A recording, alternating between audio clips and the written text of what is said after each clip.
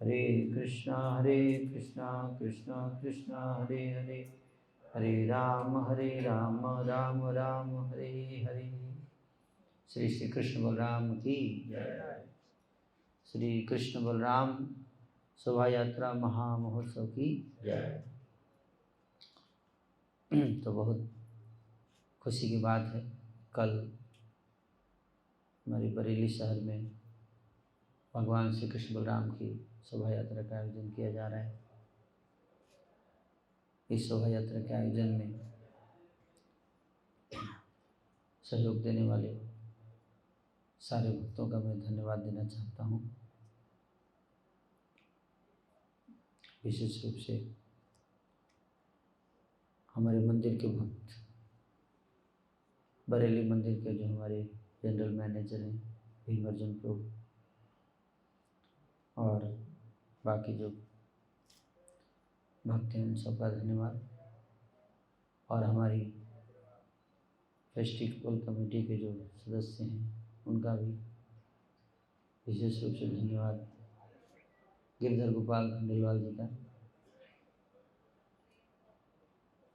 और अनिल अग्रवाल जी जो हमारे फेस्टिवल कमेटी के भी चेयरमैन हैं।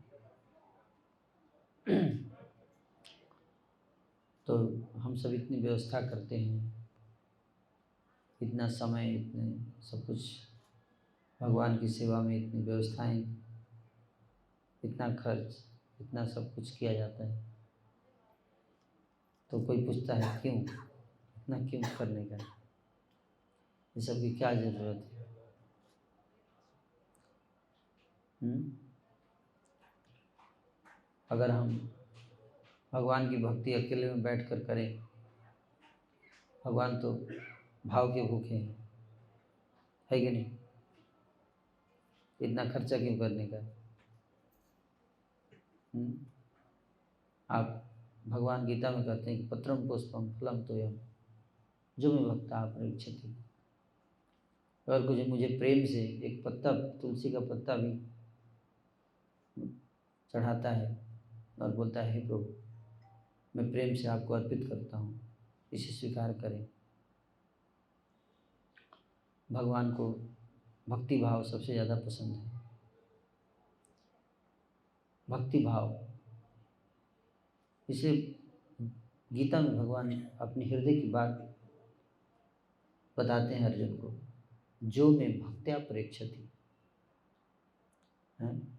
हम उनको क्या दे रहे हैं उससे ज़्यादा इम्पोर्टेंट है किस भाव से दे रहे हैं।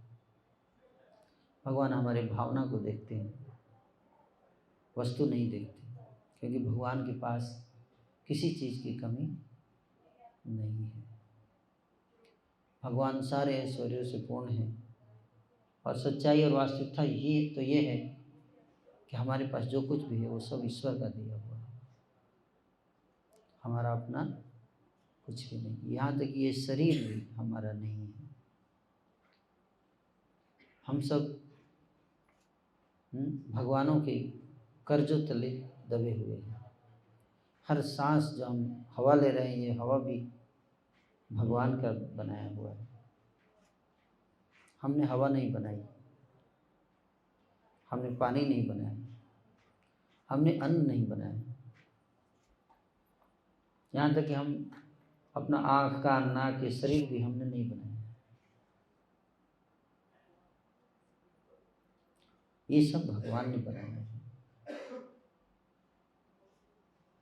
ये यहाँ पे हम घर देख रहे हैं, घर में जो लकड़ी है ये सब भी हमने नहीं बनाया, ये सब भगवान बनाते हैं, प्रकृति। यहाँ पे जो नीचे मार्बल है ये भी हमने नहीं बनाया, ये भी प्रकृति। मैं अध्यक्षेण प्रकृति सूयते सचराचर। तो वास्तविकता तो ये है कि हम भगवान को क्या दे सकते हैं? कुछ नहीं दे सकते। एक छोटा बच्चा होता है, उसके पास जो कुछ भी होता है उसके पिताजी का होता है, पिताजी का होता है। लेकिन वो बोले मैं पिताजी को कुछ दे रहा हूँ, तो क्या दे सकता है?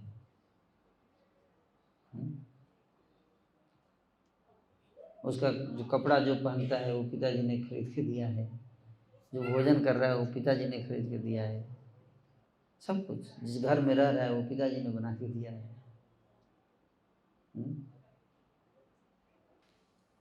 तो बच्चा क्या दे सकता है भगवान को? हम भगवान को क्या दे सकते हैं? अगर हम कहते हैं कि हमने भगवान को ये दिया है तो यही तो अहंकार है, ये अहंकार। और ना तो हम भगवान को कुछ चाहिए हमसे। हमसे क्या चाहिए भगवान को? कोई वस्तु किसी को चाहिए होती है जब कोई व्यक्ति की किसी चीज़ की कमी होती है। भगवान को किसी चीज़ की कमी नहीं है, किसी चीज़ की कमी नहीं, किसी वस्तु की कमी नहीं है। तो फिर भक्त लोग ये सब क्यों करते हैं? इतना तामझाम, इतना व्यवस्था, ये सब क्यों? भगवान को नहीं चाहिए तो फिर किसके लिए कर रहे हैं? हम सबके लिए। किसके लिए? हमारे लिए, हम सबके उद्धार के लिए भगवान कृपा करके इस संसार में प्रकट होते हैं। इस भौतिक संसार को मृत्यु जगत कहा गया है, दुखालय कहा गया, दुखों का घर कहा गया है। आज मैं सुबह दोपहर में जब मैं आ रहा था, दिल्ली से आ रहा था बरेली, रामपुर जब हमने क्रॉस किया, 2 लाशें पड़ी हुई थी रोड पर। एक स्त्री थी और एक पुरुष था, दोनों मरे हुए थे। उसकी बाइक जो है ट्रक के आगे फंसी हुई थी। ये संसार दुखों का घर है, मृत्यु जगत है।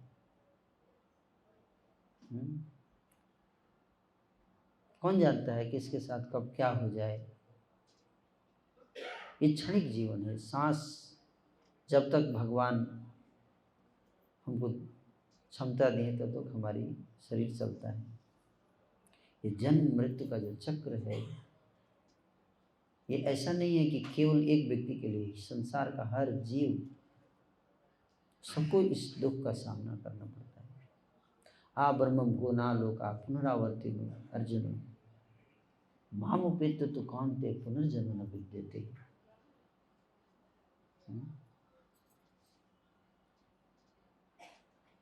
ये संसार जो है ये दुखों का घर है।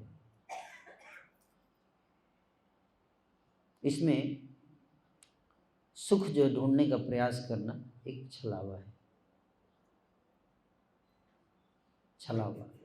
जैसे कि शिकारी होता है, मछली पकड़ने वाला, वो चारा लगाता है किस पर? कांटे के ऊपर चारा लगाता है और पानी में डाल देता है। तो मछली क्या सोचती है? क्या आज मेरा सौभाग्य है, एक साथ इतना चारा मिल रहा है। वैसे तो ढूंढना पड़ता है। मछली आती है चारा को देखकर, है ना? मछली को चारा तो दिखाई देता है, लेकिन चारे के पीछे छुपा हुआ कांटा दिखता है? दिखता है या नहीं दिखता? कोई बोल नहीं रहे। नहीं दिखता है? उसको लगता है good day, I am so lucky, मैं इतनी भाग्यशाली हूँ आज, है? लेकिन उसके पीछे एक साजिश है। उस चारे के पीछे क्या है? एक साजिश है। लोगों के घर में चूहे होते हैं, चूहे को पकड़ने के लिए माउस ट्रैप लेकर आते हैं। माउस ट्रैप में क्या डालते हैं? चूहे का फेवरेट आइटम है क्या? क्या डालते हैं माउस ट्रैप में, चूहेदानी में? चूहे का फेवरेट आइटम जो उसको पसंद है। आप उसमें स्मार्टफोन डाल दो, फंसेगा चूहा? हैं? हम लोग फंस जाएंगे,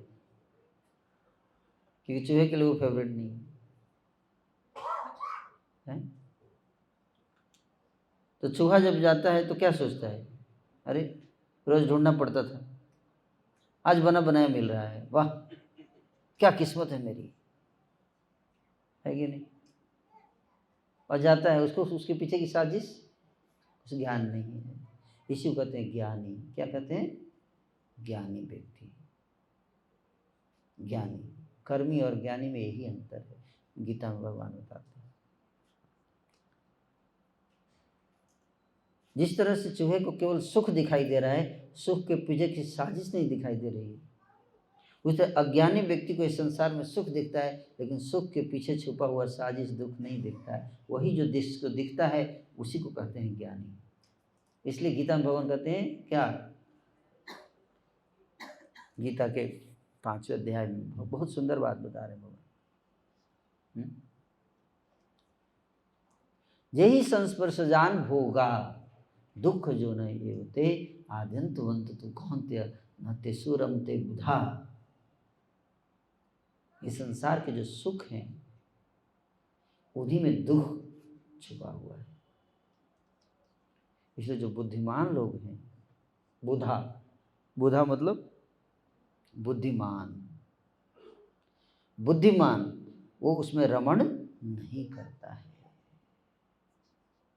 न तेसु रमते बुधा, बुद्धिमान रमण नहीं करता। क्यों? क्योंकि वो साजिश देख पाता है, और जो नहीं देख पाता है वो उसमें फंस जाता है। और फंस जाते तो क्या होता है? दो चीजें हैं संसार में, विषय और विष। विष का मतलब जहर, क्या? विष मतलब जहर, और विषय वासना मतलब सुख, संसार का सुख। विषय वासना सुख में आनंद आता है, लेकिन शास्त्र कहते हैं उसमें वो ज्यादा खतरनाक है। कहते हैं दोनों में कौन ज्यादा खतरनाक है, विष या विषय? विषय ज्यादा खतरनाक है। क्यों? क्योंकि अगर हम विष खाएंगे तो केवल एक बार मरेंगे, लेकिन अगर विषय वासना रूपी विष खाएंगे तो पुनर्जन्म पुनर्मृत्यु पुनरपि जननम पुनरपि मरणम पुनरपि जननी जठरे शयनम।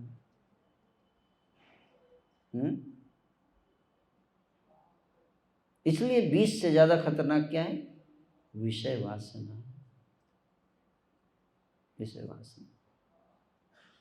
इसलिए भगवान गीता में कहते हैं कि जो बुद्धिमान व्यक्ति होता है, जो समझ पाता है उसके पीछे की साजिश, उसमें रमण नहीं करता, उससे बाहर निकलने का प्रयास करता है।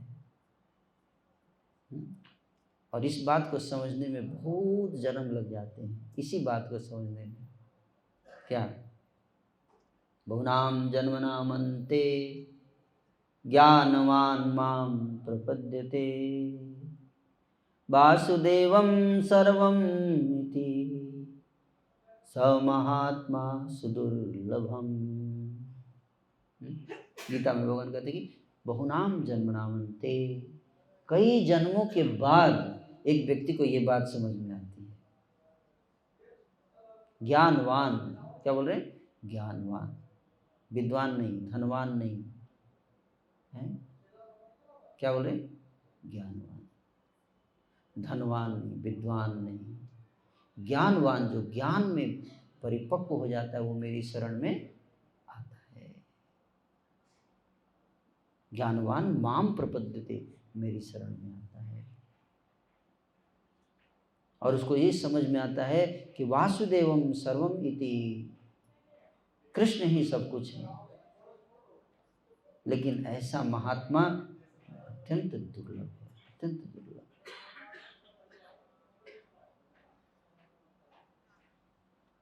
तो इस बात को समझाने के लिए इस संसार में अधिकतर लोग, अगर हम देखेंगे, हरे कृष्ण, विनय प्रभु का स्वागत है। इस संसार में अधिकतर लोग जो हैं उस सांसारिक सुखों के पीछे भागते हैं। लेकिन बुद्धिमान लोग जो होते हैं वो क्या करते हैं, वो इनके पीछे नहीं भागते। क्यों? क्योंकि वो देख पाते हैं कि इसका ये जो सुख है इसका एक दिन अंत है, एक दिन क्या हो जाएगा, अंत हो जाएगा। कुछ ऐसा पाया जाए जो कभी नष्ट ना हो, जो ऐसा पाया जाए, कुछ ऐसा कमाया जाए जीवन में जो कभी नष्ट ना हो। हम जितना भी कमाते हैं, रावण ने 10,000 वर्षों तक तपस्या किया ब्रह्मा जी का। कितना? 10,000 वर्ष तक बिना खाए बिना पिए 10,000 साल तक बैठकर तपस्या करने वाला रावण हर 1,000 साल के बाद अपना एक सिर काट कर शंकर ब्रह्मा जी को चढ़ाता था। इतनी बड़ी तपस्या। और फिर उसने ब्रह्मा जी को प्रसन्न किया, उनको फोर्स किया कि आप मेरे को वरदान दीजिए। और ब्रह्मा जी से वरदान मांगा कि मेरी मृत्यु ना हो। ब्रह्मा जी बोले क्या वरदान चाहते हो? बोलता है ऐसा वरदान जी कि मैं अमर हो जाऊं। ब्रह्मा जी ने क्या कहा? ब्रह्मा जी ने कहा कि मैं तो खुद ही अमर नहीं हूं, तुमको कैसे अमर बना सकता हूं? ये संभव नहीं है। इस संसार में जिसका भी जन्म हुआ उसकी मृत्यु निश्चित है, इंक्लूडिंग ब्रह्मा। कुछ और मांगो इसके अलावा। तो उसने बोला कि मैं किसी से पराजित ना हूं, मनुष्य और बंदर को छोड़कर। रावण को सोने की लंका मिली, लेकिन वो लंका कितने दिन तक रही उसके साथ? एक दिन सब नष्ट हो गया। जब सोने की लंका थी तो बहुत खुश था रावण, लेकिन वो खुशी कितने दिन तक? आजकल पूरे वर्ल्ड में बात हो रही है सस्टेनेबिलिटी की। नॉट ओनली ग्रोथ, केवल ग्रोथ नहीं करना है, सस्टेनेबल ग्रोथ। कितना दिन तक वो ग्रोथ आपका सस्टेन कर पाते हैं आप, उसकी बात चल रही है सारे संसार में, है? कि आपकी खुशी कितने दिन तक रह पाती है? हर व्यक्ति, आप देखो कुछ जीव ऐसे होते हैं जो नाली में उनका जन्म होता है, एक ही दिन, आज ही जन्म लिए, आज ही संतान उत्पन्न किए, आज ही उनकी मृत्यु, एक दिन ही उनका जीवन है। ऐसे जीव नाली के कीड़े होते हैं, एक ही दिन में जन्म मृत्यु, पूरा जीवन उनका। कुछ जो है 5 दिन में, कुछ 1 साल में, उनका पूरा जीवन ही 1 साल का होता है। कुछ जानवर होते हैं 5 साल के होते हैं, कुछ 20 साल में उनकी मृत्यु हो जाती है, कुछ 50 साल, कुछ 100 साल, कुछ 400 साल। कछुआ होता है 400 साल तक जीवित रहता है। ब्रह्मा जो है वो 36,500 कल्प तक जीवित रहते हैं, लेकिन सबको एक दिन मरना है। ब्रह्म बोना लोगा, ब्रह्मा से लेकर चींटी तक सबको एक दिन नष्ट हो जाता है सब कुछ। तो 3rd क्लास प्लेजर इसको बोलते हैं। क्या बोलते हैं? 3rd class pleasure. जो बुद्धिमान व्यक्ति होता है सोचता है अच्छा जब मुझे कमाना ही है तो कुछ ऐसा क्यों ना कमाए जो कभी नष्ट ना हो। क्यों? क्योंकि जब नष्ट होगा तो कष्ट होगा, तब जाके बात स्पष्ट होगा, है ना? उसे पहले स्पष्ट नहीं होगा, तब समझ में आता है राम नाम सत्य है। उससे पहले समझ में नहीं आता है। जब व्यक्ति जाता है इस संसार से तो क्यों बोला जाता है राम नाम सत्य है? वो तो चला गया, उसके लिए तो कोई फायदा नहीं है। उसके लिए आज फायदा है, सत्संग में सुन ली, क्योंकि मरने के बाद तो उसको बोलने का क्या फायदा? वो तो चला गया राम नाम लिए बिना। जो बचा हुआ पीछे जो चल रहे होते उनको सुनाया जाता है कि तुम लोग भी क्या करो, शुरू कर दो काम, तैयारी, क्योंकि हम सबको एक दिन इस सत्य का सामना करना है। हम सबको। परम भगवान दयालु हैं, 2 रूपों में प्रकट होते हैं इस संसार में। वो नहीं चाहते कि हम लोग इस दुखमय संसार में रहें। वो हमको सबसे बेस्ट चीज़ देना चाहते हैं। इसलिए गीता में भगवान कहते हैं कि मेरे धाम में आओ, न तद्भासते सूर्यो न शशांको न पावक यद् गत्वा न निवर्तते तद्धाम परमं मम। वहाँ पे आओ, मेरे साथ रहो, यहाँ पे नहीं। ये संसार क्या है? नश्वर है, नश्वर जगत है। आप प्रधानमंत्री बन जाओ, कितने दिन तक? कितने दिन तक? 10 साल, 15 साल। बड़े बड़े सेलिब्रिटी इतने सुंदर होते हैं, उनके पीछे इतने कैमरे भागते हैं, बूढ़े हो जाते, कोई पूछता नहीं, कोई पूछता नहीं उनको, कोई उनको बुलाता ही नहीं प्रोग्राम में। पहले लोग इतने बुलाते थे, क्यों? क्योंकि ये रूप भी क्या है? नश्वर है। तो कुछ ऐसा कमाया जाए, कुछ ऐसा कमाया जाए जो कभी नष्ट ना हो। वो क्या है बताइए? भगवत प्रेम, भगवान की सेवा। नेहा विक्रम नाश अस्ति प्रत्यवायो न विद्यते स्वल्पम अल्पि अस्य धर्म से त्रायते महतो भया। गीता में भगवान कहते हैं अर्जुन को, 2nd चैप्टर, 2 अध्याय में ये श्लोक, 2 अध्याय का श्लोक संख्या 39, कि अगर कोई मेरी भक्ति करता है तो ये भक्ति कभी नष्ट नहीं होती। अगर इतना भी भक्ति कर दिया, स्वल्पम अपि, स्वल्पम, स्वल्पम मतलब थोड़ा भी अगर मेरी कोई भक्ति करता है तो महान भयंकर दुख से, भय से मैं उसकी रक्षा करता हूं। स्वल्पम, इतना भी क्या? जैसे अजामिल का उदाहरण आता है, अजामिल ने पूरे जीवन पाप किया, लेकिन स्वल्पम अपयस्य धर्मस्य, थोड़ा सा भक्ति किया उसने। क्या किया भक्ति? बताइए। उसने अपने, उसके बेटे का नाम था क्या? नारायण। बेटे का नाम नारायण रखा, और उसने नहीं रखा ये भी। उसके बेटे का नारायण किसने नाम रखा बताइए? संतों ने रखा। ब्रह्मा के पुत्र 4 कुमार जा रहे थे गांव से, उसी गांव से जहां पे अजामिल रहता था। पूछे इस गांव में कोई ब्राह्मण है जिसके घर भोजन कर सकते हैं? बच्चों ने मजाक में बोल दिया यही है ब्राह्मण सबसे बड़े, जबकि इसके अंदर ब्राह्मण का कोई गुण नहीं था। बच्चों ने मजाक में बोल दिया यही ब्राह्मण है, जाइए। वहां गए, अजामिल था नहीं, उसकी पत्नी थी, पत्नी वेश्या स्वभाव था उसका। उन्होंने बोला आपके घर, मैंने सुना ये ब्राह्मण का घर है, कुछ है खाने के लिए? वो बोली आपको किसी ने गलत सूचना दे दिया, मांस रखा हुआ है घर में। हम तो गिर चुके हैं अपने ब्राह्मण पोजीशन से, अब हम ब्राह्मण नहीं रहे, क्षमा कीजिएगा, हम कुछ नहीं दे सकते आपको खाने के लिए। कुमारों को बहुत पसंद आया, एटलीस्ट इसने सत्य बोला। क्या बोला? सत्य बोला। उसने माना कि हम ब्राह्मण नहीं हैं।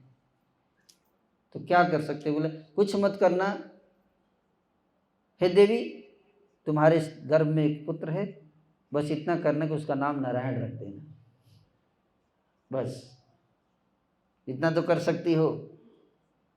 इसलिए कहते लौ मात्र साधु संग सर्व सिद्धि है, साधु संग सर्व शास्त्र को है।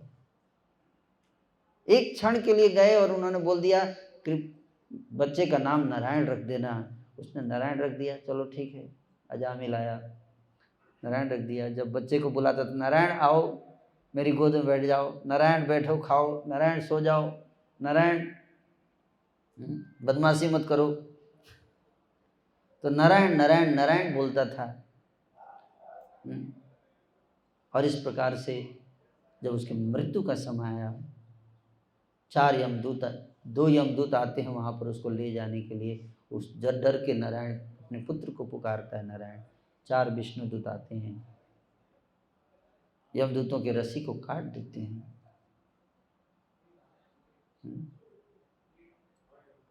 लोग विश्वास नहीं करते कि यमदूत आते हैं। आजकल लोग बोले कहाँ था, कुछ नहीं देखा है। ऐसे मैं आपको कम से कम 10 स्टोरी सुना सकता हूँ, रियल लाइफ स्टोरी, आज के समय में जिन्होंने यमदूत को देखे हुए लोग आज भी इस दुनिया में। अभी कोरोना पीरियड में हमारे एक भक्त ने यमदूत देखे, वार्ड में लेटा हुआ था, उसको यमदूत आए लेने के लिए, वो अपनी स्टोरी बता रहा था।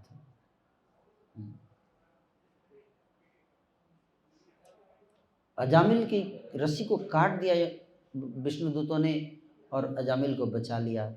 यमदूत और विष्णुदूतों में डिबेट हो रहा है।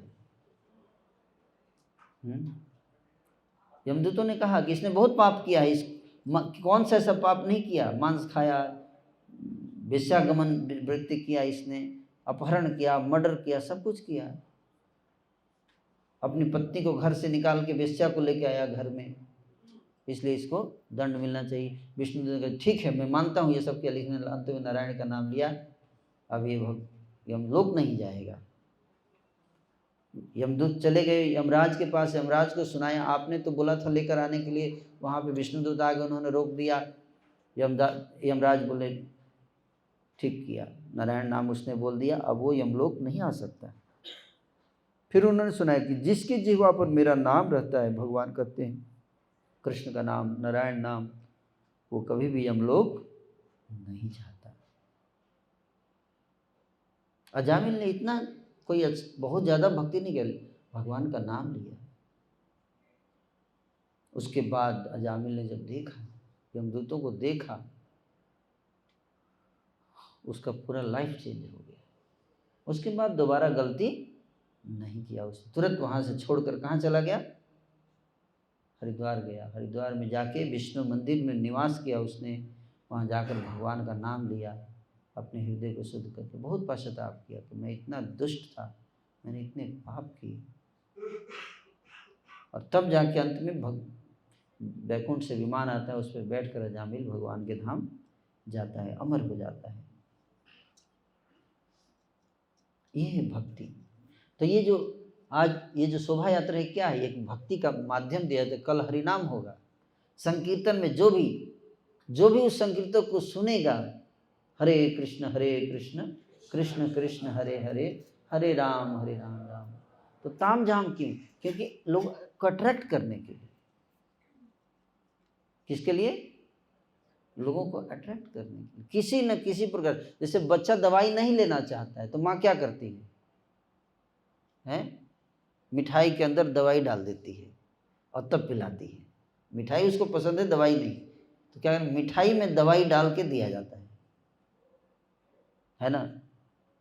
म्यूजिक से भगवान का कोई लेना देना नहीं है, लेकिन सूखा सूखा अगर हरिनाम सुनाएंगे तो कोई नहीं, इसलिए म्यूजिक में मिला के हरिनाम पिला दो। भगवान को म्यूजिक से क्या लेना देना। इसलिए प्रसाद के माध्यम से किसी न किसी प्रकार से लोग आए और भगवान का दर्शन करें, अट्रैक्ट। बड़ा मंदिर बनाने की क्या जरूरत है? भगवान के लिए बड़ा मंदिर की कोई जरूरत, लेकिन बड़ा मंदिर बनता है तो दूर दूर से लोग क्या करते हैं? आते हैं देखने के लिए। और जब देखते हैं एक बार भगवान को, कीर्तन सुनते हैं तो आकर्षित हो जाते हैं, और फिर वहाँ से उनका, जैसे मोदी जी कौन जन धन योजना, जन धन अकाउंट खोलते हैं, 1 रुपये से अकाउंट खोलिए, तो 1 रुपये से उनका भक्ति का अकाउंट खुल जाता है उस दिन। थोड़ा भी अगर कुछ कर दिया, भक्ति आके हरिनाम कर दिया, उस दिन से उसका भक्ति शुरू हो जाता है और मृत्यु के समय उसकी रक्षा होती है। इसलिए ये इस प्रकार के आयोजन किए जाते हैं, और जो भी इसमें सहयोग देता है उसको भी क्रेडिट मिलता है इस सारे कार्यक्रम में। इसका यही उद्देश्य है कि कैसे हम इस संसार से में बंधी हुई दुखी जीवात्मा को भगवान के धाम जाने का अवसर प्रदान कर सकें। हरे कृष्ण।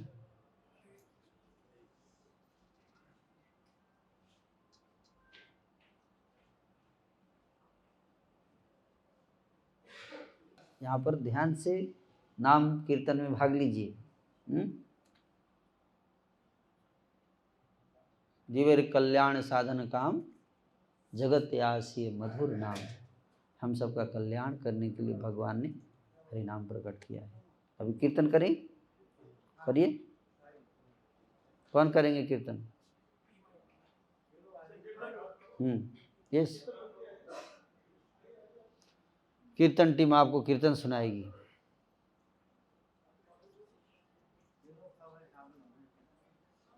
लेकिन फायदा तब है जब सुनना है और करना भी है, हैं? ये लोग तो करेंगे लेकिन पीछे से सबको करना है। उच्चारण है, नाम उच्चारण।